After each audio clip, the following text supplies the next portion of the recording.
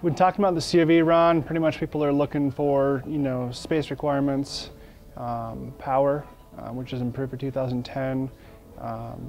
Then we look at, basically kind of feasibility. It's a good vehicle from the standpoint of it offers a lot of interior space, very family orientated, and it's something that, depending on what you're looking for, obviously Honda's got a lot of different vehicles, so it depends upon kind of what you're looking for. Four-wheel drive is a big thing.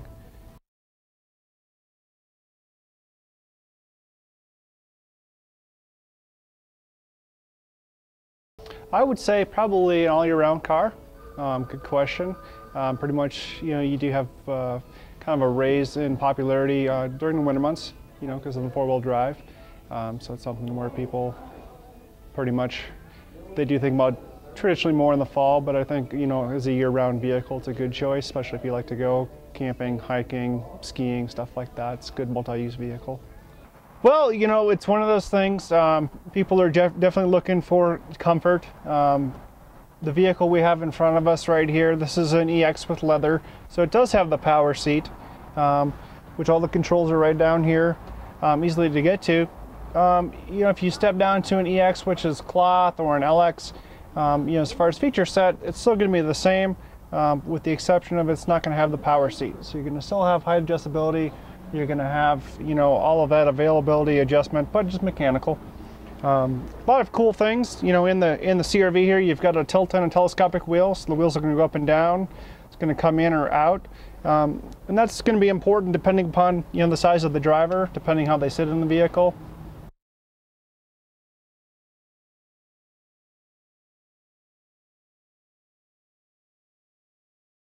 Who's looking for a CRV? I would say anybody who's active, who's kind of out and about, camping, hiking, obviously very safe, rates, excellent in the safety categories. It's good seat space as far as if you need a child seat, something like that. So probably a one child family. You're getting beyond that, you're probably looking into something a little bit larger in size. But I would say probably pretty much anybody who's looking for a good all-around sport utility vehicle, that's a crossover, offers little different things than an Accord or a Pilot as far as size, obviously, but you still get the four-wheel drive. So.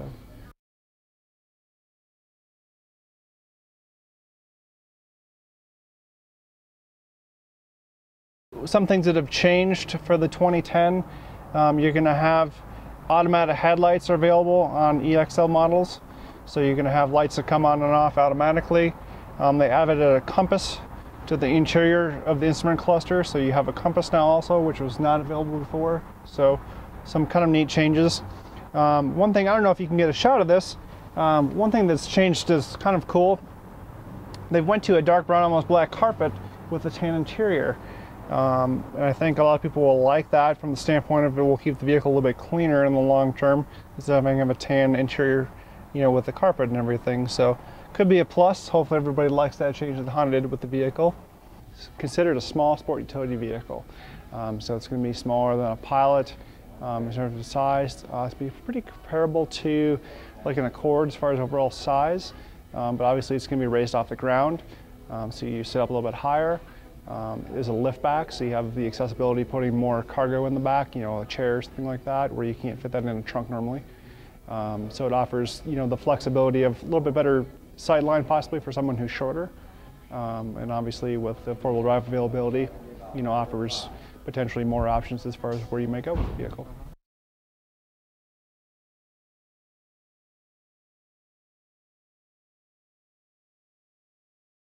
The biggest change this year for the 2010, you're up from 167 horsepower up to 180. The foot-pounds of torque actually is up 3. So you do have a little bit more power with the new vehicle, which is nice.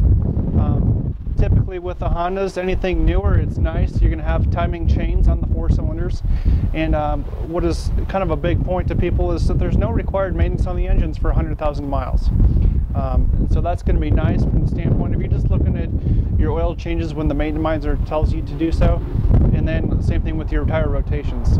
Other than that, you have essentially no service on the vehicle, for the first 100,000. So you're going to be looking at lots of years, hopefully, with no hassles and very low maintenance bills. Safety features, you're going to have vehicle stability assist. So you can have traction control. There's a system designed where, with the vehicle stability assist, basically it's designed if you were to be on the highway and something falls out of a vehicle in front of you, you had to make an emergency lane change. It's going to keep you going on your intended path. So there's some electronic wizardry involved in the vehicle. It is defeatable. So in the event that you ever did get stuck in the snow or something like that, you can get unstuck, and then the system's always active. So other than that, safety-wise, obviously you have front airbags, side curtain airbags, both front and rear. And then, as we were talking before about safety, I mean, it rates excellent, so it's 5 stars front, side impact. So it's top of the class as far as safety goes too, which is nice. So.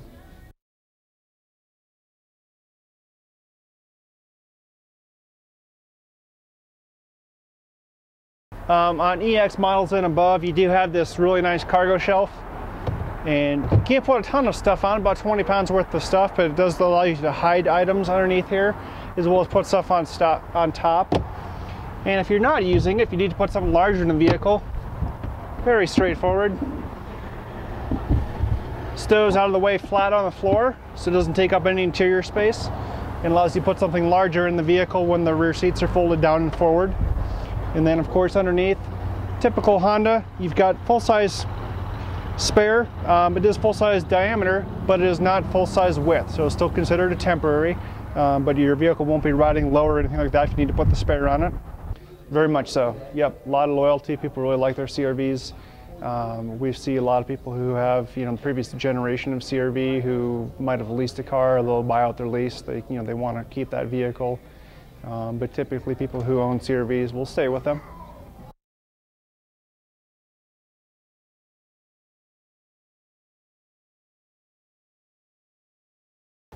In the rear here, seats very easy. They fold forward, down and then forward, I should say.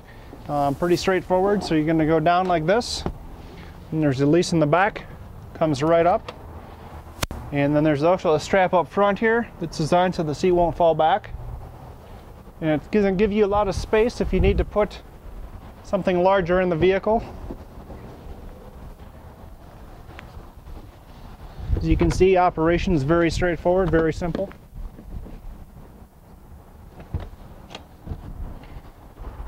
So with the seats forward, you have about 83 cubic feet of cargo space back here. So it allows you to put a, whether you're Home Depot or Lowe's or wherever you may be, plug-in things for those companies right there.